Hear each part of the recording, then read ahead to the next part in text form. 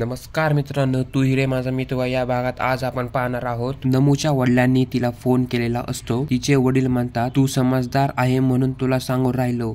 आता इशूची सगळी काळजी तुलाच घ्यायची.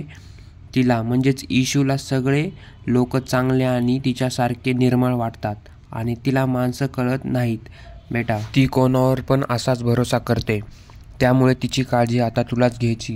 नमू म्हणते, हो बाबा मीच घेते. त्यावेळी इशू तिथेच उभे असते आणि म्हणते, ताई दे मला फोन, मला बोलायचे बाबांशी. त्या म्हणते, अगं बोलू दे ना तिला, मुलगी त्याची आहे. इशूकडे बघत म्हणते, तुझ्यासारखी नाहीये उपरी. पण त्या दोघी तिच्या बोलण्याचं दुर्लक्ष करतात. नमू इशूला हसत म्हणते, घ्या बोला आपल्या बाबांशी. इशू फोन घेते आणि म्हणते, बाबा बरे आहेत ना, आणि आज दुकान कोणी उघडलं? बाबा म्हणतात, अगं मीच उघडलं, दुसरं कोण उघडणार आहे. एक मिनटं बेटा, आईशी बोलून घे. आई फोन घेते आणि कानाला लावते.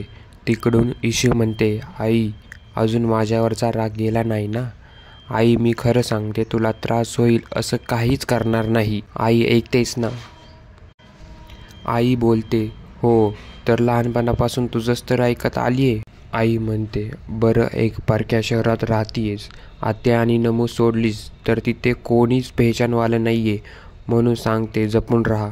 इशू म्हणते, हो हो आई. आई म्हणते, आणखी एक गोष्ट, उगाच काहीतरी गोळ घालून लोकांचा राग ओढावून घेऊ नको, समजलं ना? तेव्हा इशू म्हणते, हो हो. आई म्हणते, नमूला फोन दे बरं.